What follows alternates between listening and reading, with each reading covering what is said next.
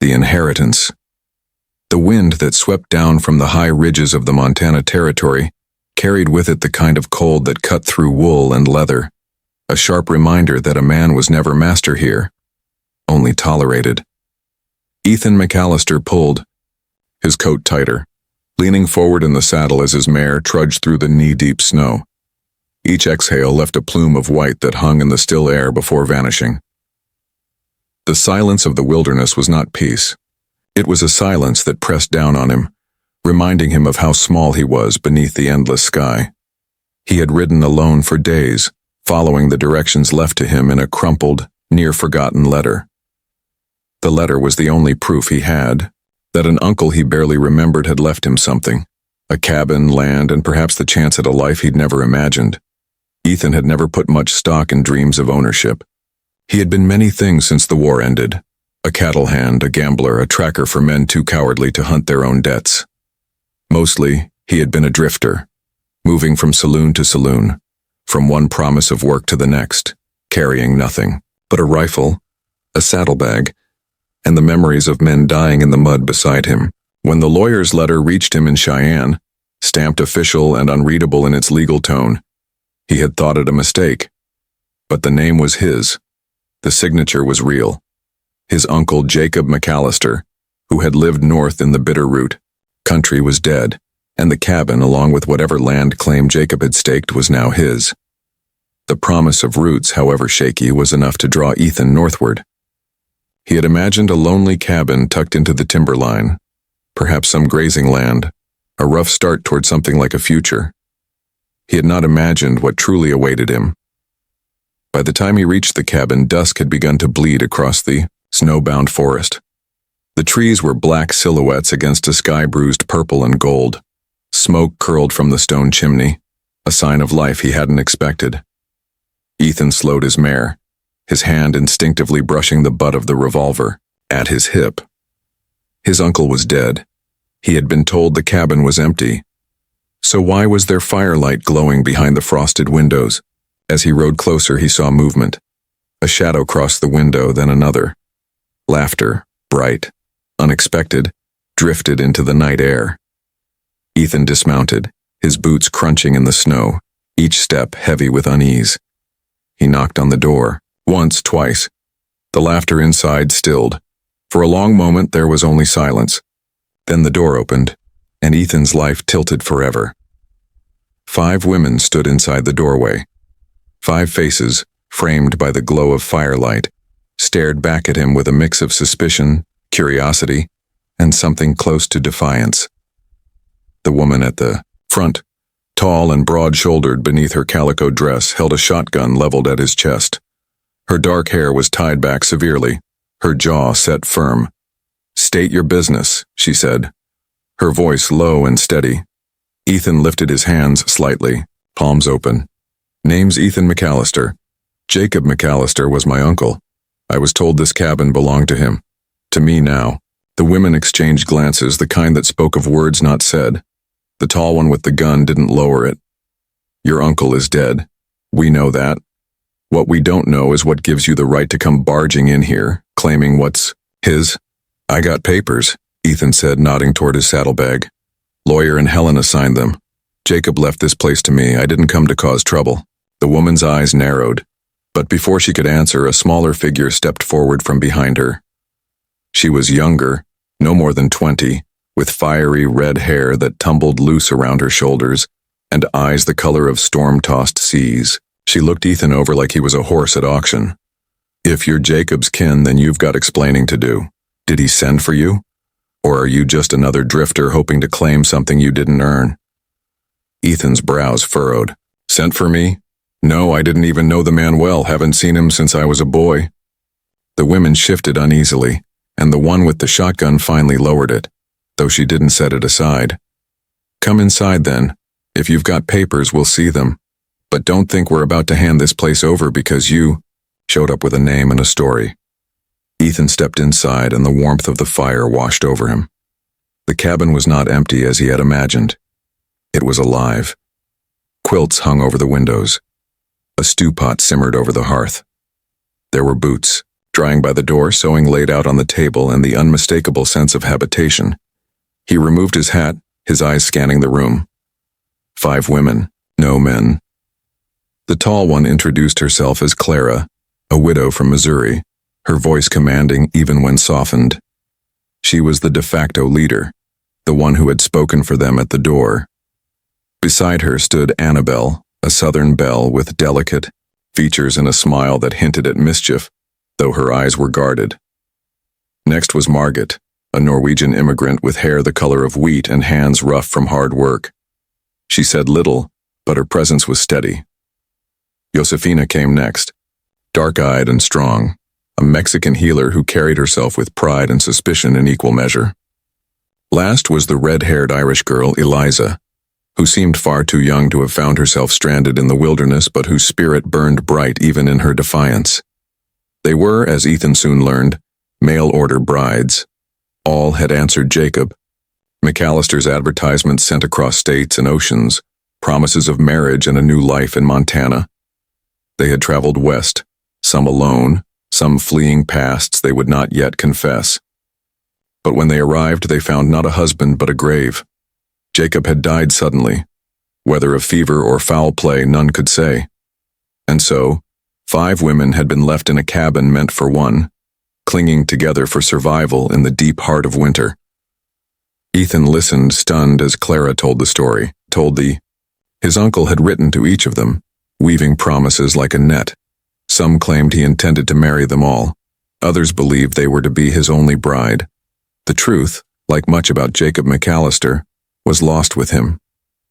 "You see our problem," Clara said, folding her arms. "We came here with nothing but what little we carried. No families, no homes to return to. This cabin was supposed to be ours too. So tell me, Mr. McAllister, do you still think you can ride in here and claim as if we're ghosts to be swept aside?" Ethan looked around at the faces watching him. 5 women, each strong in her own way, each hardened by disappointment yet unwilling to break. He had expected an empty cabin, a place to start fresh. Instead, he had inherited something far more complicated. "I didn't come to turn anyone out," he said at last, his voice steady. "But this place, it's mine by law. I reckon we'll have to find some way to make it work, if you'll have me." The silence stretched, heavy and uncertain. Then Eliza laughed, bright and sharp, her eyes flashing. 5 women, 1 man in a cabin in the middle of nowhere. "Tell me, Mr. McAllister," she tilted her head, mischief curling her lips. "Do you think you can handle all 5 of us?" The words hung in the air, daring, half-mocking, half-sincere. Ethan felt the weight of them, heavier than any revolver he'd drawn. He had faced gunmen, storms, starvation, but 5 women with claims to his home and perhaps to his heart, that was a battle he had never prepared for. Outside, the wind howled against the shutters, rattling the cabin as if the wilderness itself listened in on their uneasy bargain. Ethan sat down at the table, the firelight painting his face in flickering gold. The journey that had begun with a letter was now a story tangled with lives, promises, and secrets. And deep down he sensed that the land, the cabin, and the women who called it home were bound together by something darker than inheritance, something waiting to be uncovered in the shadows of the Montana wilds. The night stretched long, and though Ethan had found shelter, he knew he had stepped into a storm far greater than any blizzard. This was only the beginning, the uneasy arrangement. The first night in the cabin passed like a test of wills. Ethan slept light, his rifle within arm's reach, though the sound of the women's voices in the other room carried through the timber walls like a reminder that he was no longer alone. He had expected silence, the empty creak of floorboards and the lonely pop of a fire. Instead, the cabin pulsed with life, low murmurs, laughter tinged with nerves, the clatter of pots being put away, the whispered rhythm of women confiding in one another once they thought the stranger was asleep.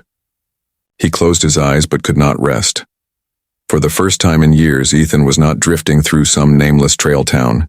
He was tethered to a place, and more dangerously still, to people who had reasons to distrust him. At dawn, Clara woke, him with the blunt edge of responsibility. She stood at his doorframe with her arms folded, hair pulled tight, the weight of command about her. "There's wood to be split and water to be drawn," she said without preamble. "You can prove yourself useful today, or you can ride back out the way you came. We won't be feeding a man who won't pull his share." Ethan swung his legs off the cot, his back stiff from travel. He nodded without complaint, though something in Clara's tone pricked his pride. Still, he respected her directness. Out here, there was no room for vanity. A man worked or he starved.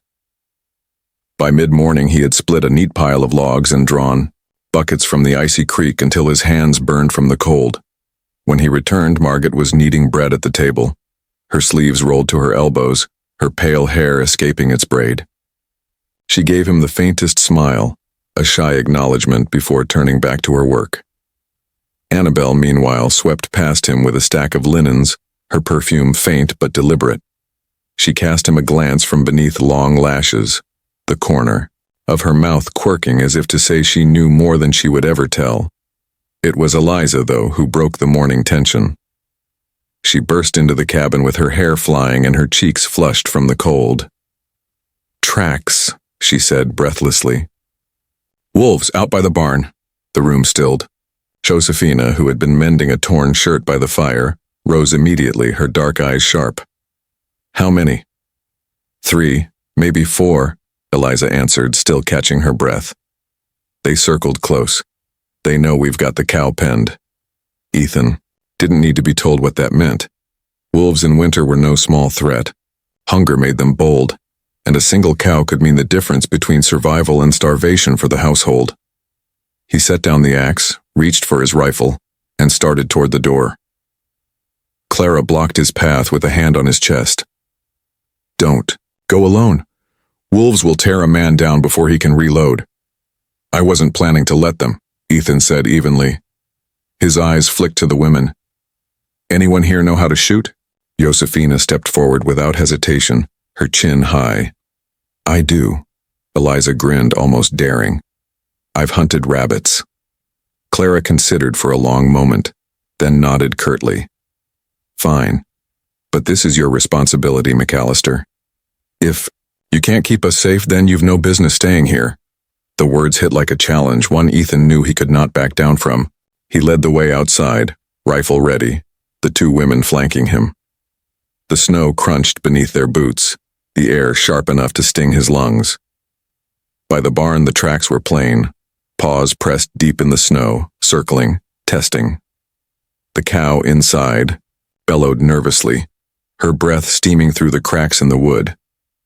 The wolves watched from the tree line, pale shapes shifting against the shadows. Their eyes glowed like lanterns, hungry and unafraid. Ethan raised the rifle, steadying his aim. For a heartbeat, the world went still. Then a wolf lunged forward, teeth bared, and the crack of gunfire split the morning air. The fight was fast and brutal. Ethan dropped one wolf clean with a shot to the chest, but the others scattered, then regrouped, circling closer. Josephina fired next, her shot grazing another and sending it yelping into the trees. Eliza, trembling with the weight of the rifle, missed entirely, the bullet kicking up snow. The last wolf lunged, a blur of fur and teeth, and it was Ethan who met it head-on, swinging the butt of his rifle into its skull. The beast collapsed, twitching, before going still.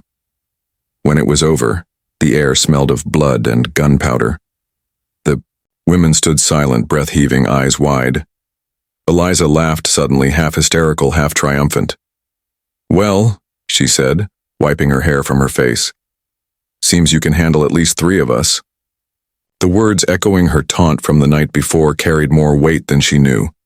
Ethan met her gaze briefly before turning back to the carcass in the snow. He would not say it aloud, but in that moment, he knew. Survival here would demand more than woodcutting and water hauling. It would demand unity, trust, and the kind of strength that bound strangers into something like family. Back inside, the women treated him differently. Clara still watched him with suspicion, but there was respect buried beneath it now. Josephina, quiet but firm, cleaned and reloaded the rifle without needing instruction. Margaret placed an extra slice of bread on Ethan's plate at supper without a word, and Annabelle, ever the actress, leaned close as she passed him the salt, her lips brushing his ear just enough to unsettle him. "A man who can kill wolves might just earn his keep," she whispered. But peace was fragile. The women were not of one mind. That evening, as snow hammered the roof, voices rose. Annabelle accused Clara of clinging to authority that was no longer hers to claim. Josefina argued that Ethan should leave before he brought more danger to their door. Eliza, fiery and unthinking, declared she didn't care whose cabin it was, so long as they didn't starve. And Margaret, though quiet, finally snapped, slamming her fist on the table and crying out in Norwegian before storming from the room. Ethan said little, letting the storm rage around him. He had learned in war and in wandering that some battles burned themselves out without a bullet fired. But that night, as he lay awake listening to the restless breathing of the household, he wondered if Clara's earlier words had been more prophecy than warning. Could he truly handle 5 women with their own loyalties, secrets, and grief? Or was he a fool to think he could tame this storm? Sleep eluded him, and near midnight he rose to fetch water. The cabin was dark, save for the embers glowing in the hearth. As he passed his uncle's room, a room left untouched since Jacob's death, he noticed something odd.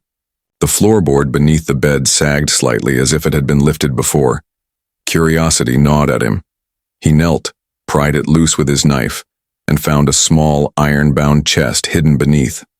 The chest was locked, heavy in his hands. He set it on the bed, his pulse quickening. He did not know what it contained: gold, deeds, secrets, or lies. But whatever it was, he sensed it was the true inheritance, the heart of the storm that had brought 5 women and 1 man to the same roof. From the doorway, a voice broke the silence. "What have you found?" Ethan turned. Clara stood there in the shadows, her eyes sharp, the lamplight catching the barrel of the shotgun cradled in her arms. Shadows of the past. The chest sat between them like a silent judge, its iron edges cold and rough beneath Ethan's fingertips. Clara's presence in the doorway was as heavy as the shotgun she carried, her shadow stretching long across the wooden floor. The fire in the hearth had burned low, painting the room in a wavering glow that made her eyes gleam with something between suspicion and fear. For a long moment neither spoke, and the only sound was the whistle of wind slipping through the chinks in the cabin walls. Clara was the first to break the silence. "That doesn't belong to you." Her voice was low, steady, each word clipped, with a conviction Ethan couldn't ignore. "Jacob promised it to me. Whatever's in there, it's mine by right." Ethan studied her, searching her expression. "You're saying my uncle, a man who couldn't even keep his own life long enough to greet his mail-order brides, promised you this?" He tapped the chest with one calloused finger. Strange how he didn't mention that in his will. Her eyes narrowed, the shotgun shifting slightly. "You think this is about law? Out here, law is miles away. What matters is what he told me. Jacob and I—" She stopped, swallowing hard. For the first time since Ethan had arrived, her strong facade cracked. "We had an understanding. I wasn't just another woman he wrote to. He asked me to come west, not only as his bride but as his partner. This chest is part of that promise." Ethan leaned back on his heels, his curiosity sharpening. "And what promise was that exactly?" She didn't answer. Instead, she stepped forward, the firelight catching the iron of the shotgun. "Open it, let's see what Jacob left behind, then you'll understand." Reluctantly, Ethan fetched his knife, prying at the lock until the iron gave way with a groan. The lid creaked open, and the smell of old paper and leather wafted up. Inside, neatly stacked and bound with twine, were letters, dozens of them, maybe more. Ethan lifted one bundle, the handwriting instantly familiar from the letter that had summoned him to Montana. His uncle's script was a sprawl of loops and sharp strokes, unmistakable. He untied the bundle and spread the letters across the bed. As Clara leaned closer, the others stirred in the next room, drawn by the sound of discovery. Within minutes, the doorway filled with faces. Annabelle in her nightdress, eyes bright with curiosity. Margaret, pale and wary, her braid undone. Josefina, her arms crossed, her expression unreadable. And Eliza, rubbing sleep from her eyes but alert enough to sense the tension. "What's going on?" Annabelle asked, her southern drawl lilting like honey over steel. Ethan didn't look up. Seems Jacob had more secrets than anyone guessed. The letters told a story more tangled than the mountains themselves. Each was addressed to a different woman, but the words were hauntingly similar. Promises of marriage, of land, of a future, in the Bitterroot country. Declarations of love that seemed sincere, but became hollow when repeated line after line, name after name. Jacob had cast his net wide, ensnaring them all. Eliza picked up one letter, her lips trembling as she read. He told me I was the only one," she whispered, "that no one else mattered, and all the while—" She dropped the paper as if it burned her. "He was lying," Annabelle snorted bitterly. "Of course he was lying. Men like Jacob always lie. He sweet-talks every woman the same way, then chooses whichever suits him best." She flicked her gaze toward Ethan, her smile sharp. "Maybe it runs in the family." Ethan stiffened but held his tongue. He would not rise to her bait. Not now. Josefina stepped forward, her hand brushing across the pile of letters. She pulled out one bound with a red ribbon, her face darkening as she read. "This one, it is to me." Her voice grew taut. "But it is not only promises. He writes of a debt. Of men he owes, men who will come if he cannot pay." She looked up, her eyes flashing. He names them, the Silver Butte Gang. The name fell into the room like a stone into a still pond, ripples spreading across every face. Ethan knew the name well enough. The Silver Butte Gang were no small-time rustlers. They were outlaws who rode the mountain passes, known for ambushes, and raids that left trails of blood. Jacob McAllister had not just been a fool with women, he had been a man in dangerous company. Ethan set his jaw. If Jacob owed the Silver Butte Gang, then his death might not have been chance. Could be they came collecting. Margaret made the sign of the cross instinctively, murmuring something in Norwegian. Eliza paled, her bravado slipping. "Are you saying we're in danger?" Ethan met her gaze. "I'm saying if they think Jacob left something behind, they'll come looking for it, and when they do, they won't care who's living here now." The cabin seemed to shrink with those words. The crackle of the fire felt louder, harsher. Outside, the winter night pressed in, heavy and merciless. Clara straightened, her grip tightening on the shotgun. "Then we prepare. If the Silver Butte Gang comes, they'll find we're not so easily run off." Ethan almost admired her steel, though he saw the fear beneath it. Still, he could not shake the unease gnawing at him. He had faced outlaws before, men who lived and killed by their own code. They would not be dissuaded by courage alone. And 5 women, no matter how brave, were not soldiers. The rest of the night unraveled into arguments and revelations. Josefina told of her family in New Mexico, slaughtered when she was betrayed by the very man who now led the Silver Butte Gang. Clara revealed that Jacob had spoken of hidden gold, though she had dismissed it as one of his tall tales. Annabelle confessed she had run from debts of her own, debts that might yet follow her across state lines. And Margaret, quiet until now, admitted she had left Norway with a child, lost to fever on the journey, that she could never forget. Each confession painted a picture of why they had come, why they had clung to Jacob's promises even when reason should have warned them otherwise. And in each story, Ethan saw shadows of his own, a man who had drifted so long he no longer knew what it meant to belong. By dawn, the women were weary, their eyes red, their spirits frayed. The chest remained on the bed, its contents scattered, like broken dreams. Ethan stood by the window, watching the pale light creep across the snow-draped forest. His uncle's inheritance had become a burden heavy as iron, binding him to strangers who shared his roof but not yet his trust. And still, beneath the fear and the bitterness, there was something else, a fragile thread of unity, woven not by Jacob's lies, but by survival. Whatever came next, they would face it together or not at all. As the women drifted into uneasy sleep, Ethan remained awake, staring at the tree line beyond the frozen meadow. Somewhere out there, men with hard eyes and quick guns might already be riding. Somewhere out there, the Silver Butte gang had heard that Jacob McAllister was dead, and if they were coming, they would come soon. The shadows that followed. The morning after the blizzard's end, the world outside the cabin was a canvas of brilliance, the snow sparkling like scattered diamonds under a pale winter sun. From the porch, Samuel could see the valley stretching, wide and unbroken, save for the skeletal outlines of the cottonwoods and the faint curl of smoke from another homestead in the far distance. For a moment he allowed himself to believe that life might finally be turning. The women had settled into a rhythm.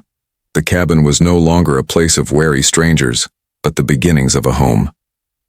There was laughter now, quiet, but real, drifting through the walls as the women went about their chores. But peace in the Old West was never more than a thin veil stretched over the rough face of danger. Samuel knew it. Each time he went to fetch water from the frozen creek or split wood by the stand of pines, he felt the weight of unseen eyes upon him. A settler's instinct was not easily fooled. Somewhere beyond the tree line, beyond the pristine silence of snow, something waited. Inside the cabin, Clara's sharp sense of practicality had made her the de facto keeper of order. She had everyone on a schedule, whether it was tending to the animals, mending clothing, or boiling what little food they had left. Anna softened the edges of Clara's sternness with her stories, spinning tales of her childhood in Ireland as she stirred stew in the iron pot, making even hardship taste sweeter. Elise moved with a grace that made her seem almost untouchable, though Samuel noticed how she lingered at the window when she thought no one was looking, her fingers pressed to the frost as though trying to touch some memory far away. Ruth, the youngest, was the most restless, always humming as she worked, always eager to wander further from the cabin than the others dared. And then there was Margaret, the quiet widow whose sadness ran deeper than the snowdrifts. She spoke, little, but when she did, her words carried the weight of a life torn apart and stitched together too many times. It was Ruth who first broke the illusion of safety. One afternoon, when the sky was darkening into violet dusk, she returned breathless from the edge of the property line, her cheeks flushed not from cold, but from fear. "Riders," she whispered, her voice trembling as she pulled the door shut behind her. "I saw them. 2 men on horses. They weren't from the settlement." The cabin seemed to shrink around them in that moment, the walls closing in as Samuel felt every eye turn to him. The women's faces reflected a mixture of fear and trust, waiting to see if he would protect them as he had promised.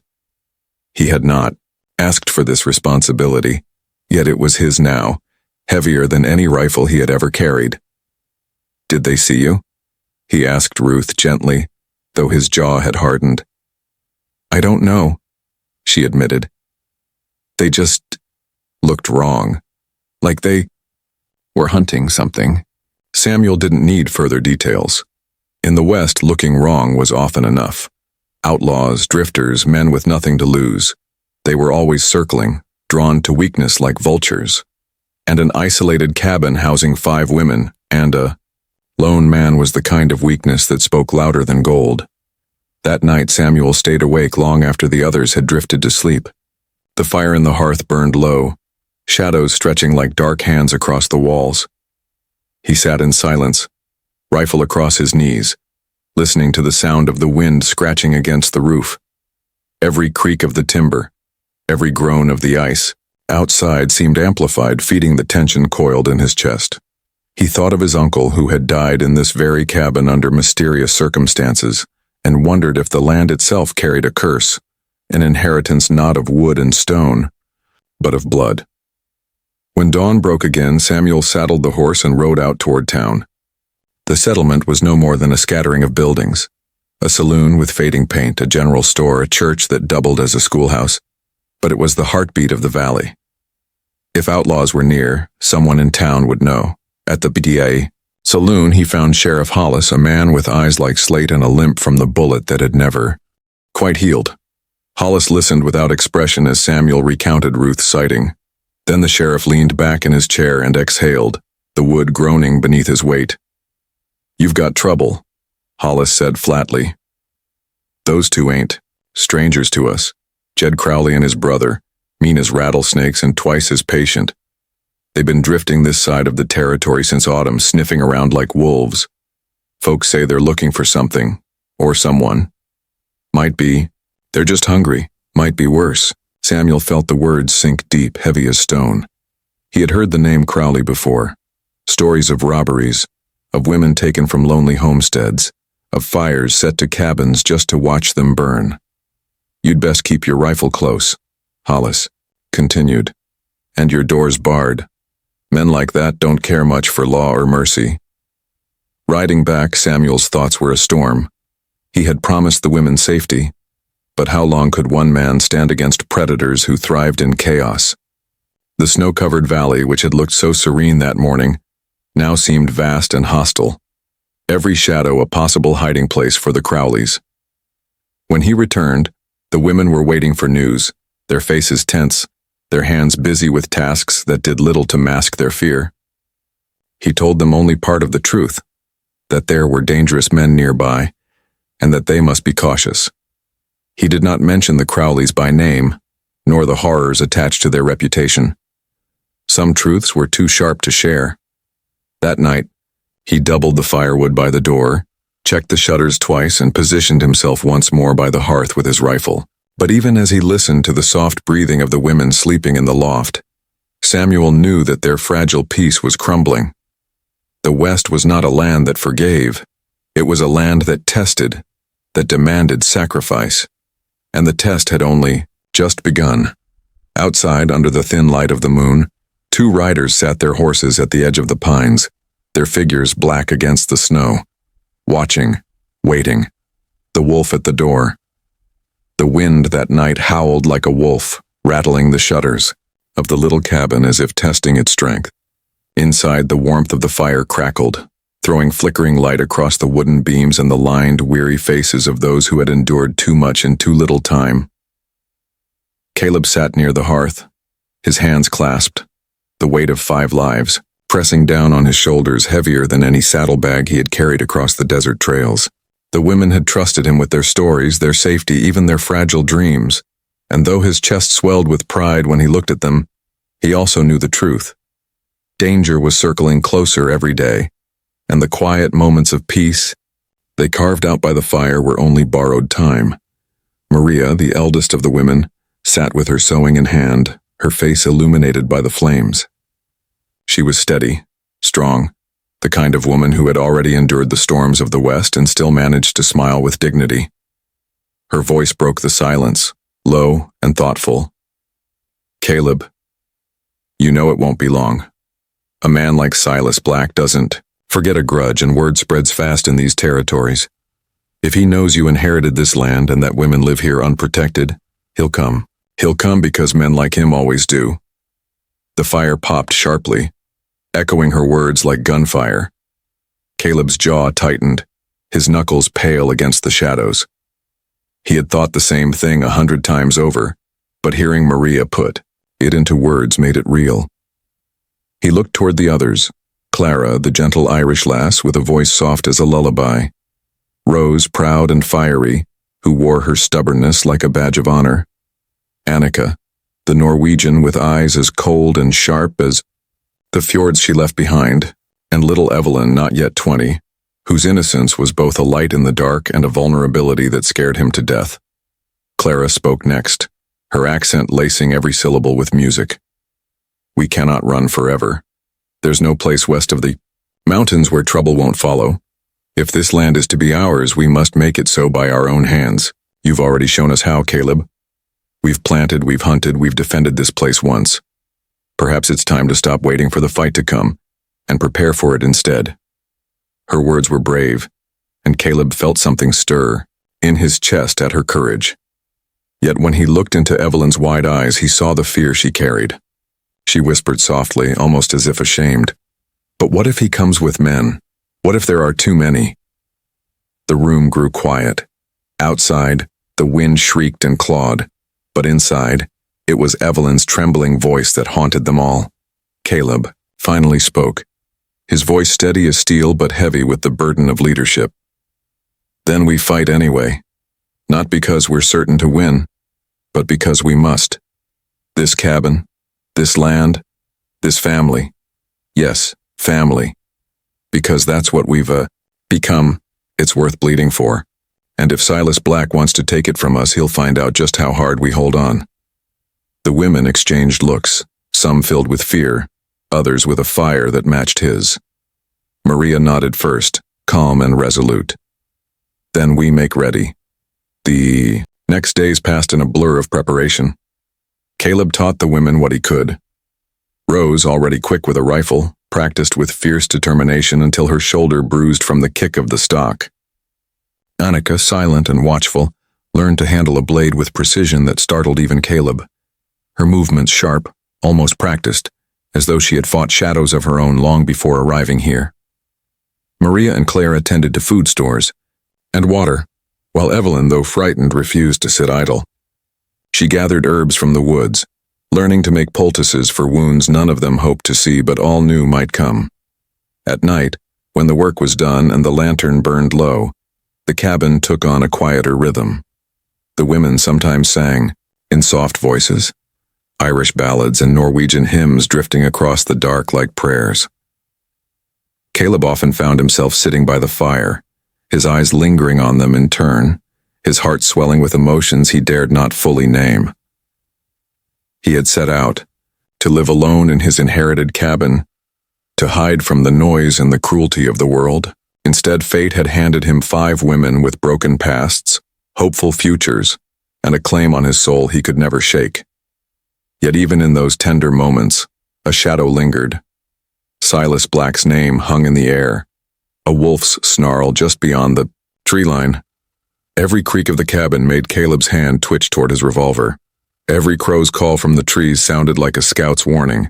He knew Silas would not come alone. Outlaws never did. The storm broke one morning with gunfire.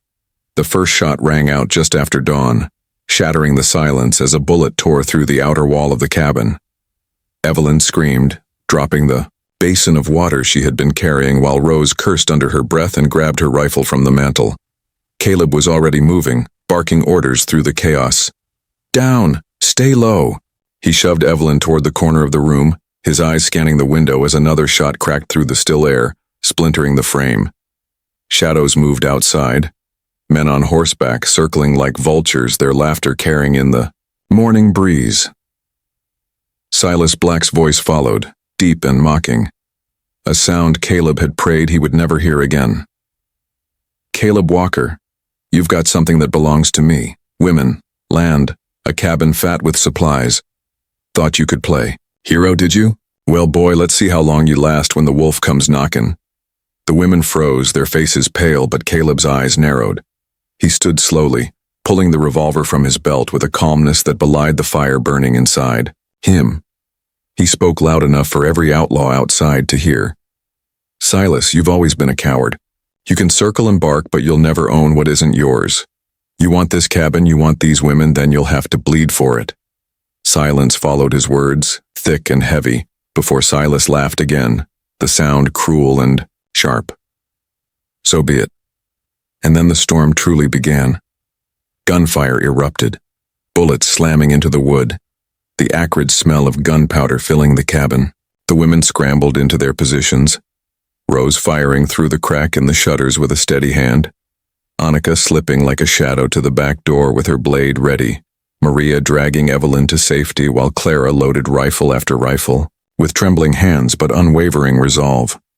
Caleb returned fire, each shot a vow that he would not let this land, this home, or these women fall. The battle for the cabin had begun, and with it, the reckoning Caleb had feared and awaited all along. The weight of forever, the dawn after the gunfight bled into the valley with a soft golden hue, as if heaven itself wanted to remind the survivors that light still returned after the darkest nights. The cabin, once a silent refuge and later a battleground, now stood as both a scar and a monument. Its walls bore bullet holes in splintered wood, silent witnesses to the violence that had erupted there. Yet inside, in the hushed morning air, there was something else stirring. A fragile hope that perhaps, after so much pain, a future might still be carved from the ashes. Samuel Winthrop stood at the threshold of his cabin, his rifle leaning unused against the doorframe, his body weary yet upright. His face was bruised, his shoulder bandaged from a grazing bullet, but it was his eyes that spoke volumes, no longer clouded by the uncertainty of inheritance or the fear of being unworthy. They now carried the burden of responsibility and the quiet strength of a man who had chosen his family, not simply inherited it. Behind him, the women moved with the quiet rhythm of healing. Eleanor, her composure restored but her body weak, sat near the hearth stitching a torn sleeve with trembling but determined hands. Her gaze followed Samuel often, and for the first time she let herself smile when their eyes met, as if silently thanking him for proving that his strength was not just in his muscles or his gun, but in his steadfast heart. Clara, fierce as always, hovered between the cabin door and the open plains, her instincts still wired for danger. She carried a pistol at her hip and wore a scowl that softened only when little Annie crept up behind her and slipped a hand into hers. Clara didn't pull away. Instead, she squeezed the girl's tiny fingers, as if reminding herself that victory was not just about fighting, but about protecting what mattered after the battle was won. Margaret, who had been the quietest during the ordeal, busied herself preparing a meal from the meager supplies left untouched by the outlaws. Her movements were graceful, almost ceremonial, as though by cooking she could stitch back together the pieces of a broken life.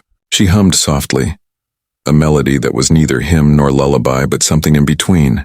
Soothing the cabin with its warmth, Isabella sat by the window, her long hair falling loose over her shoulders, her eyes tracing the horizon as though searching for something just beyond it.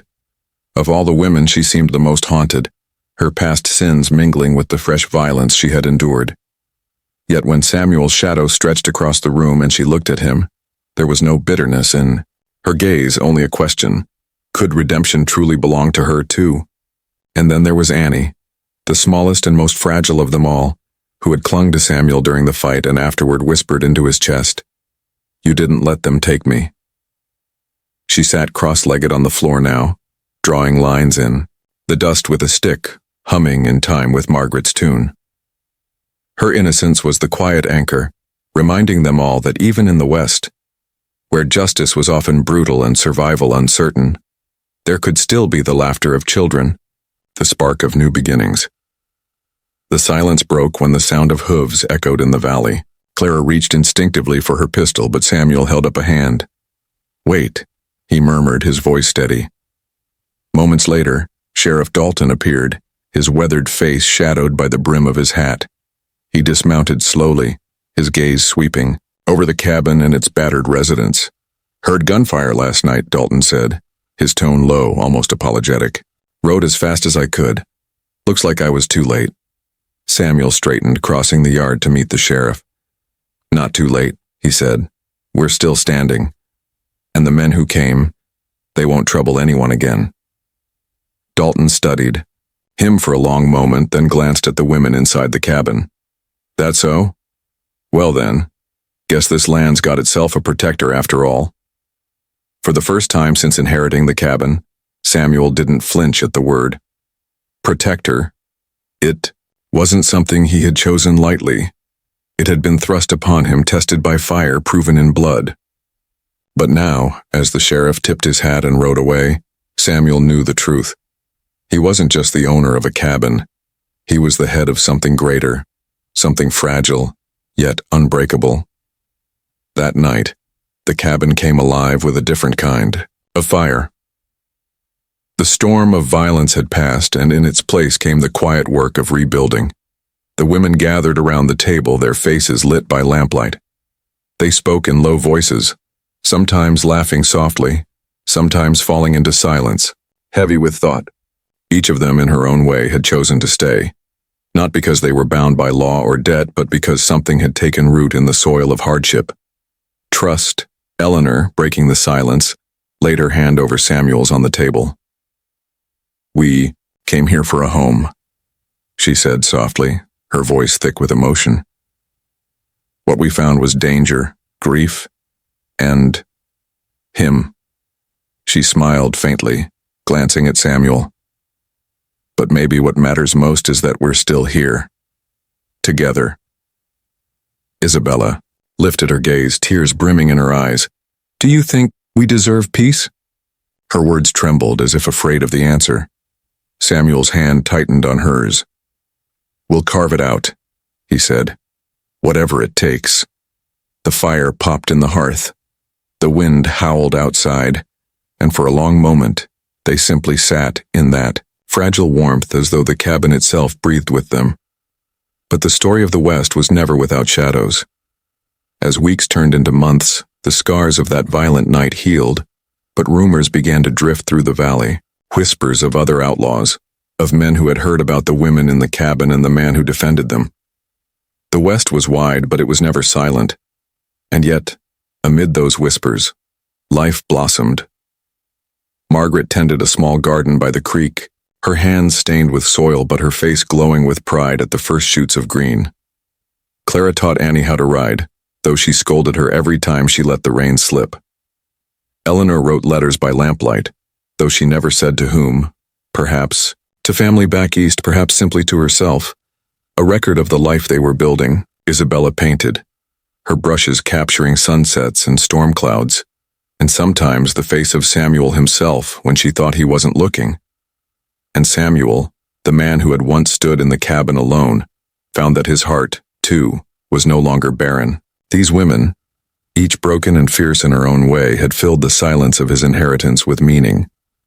He could not love them all in the same way, but he loved them each truly, as a man loves the pieces of a family he knows he cannot live without. On a quiet evening months later, as the sun bled red over the horizon, Clara leaned against the fence beside him. Reckon you can handle all 5 of us? She asked, her lips curling into the faintest of smirks. Samuel laughed softly, shaking his head.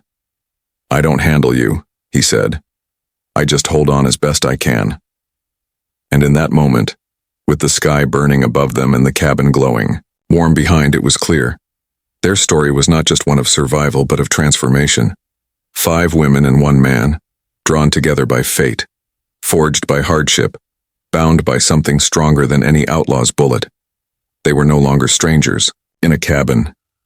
They were a family, and in the American West, where tomorrow was never promised, that was the greatest victory of all.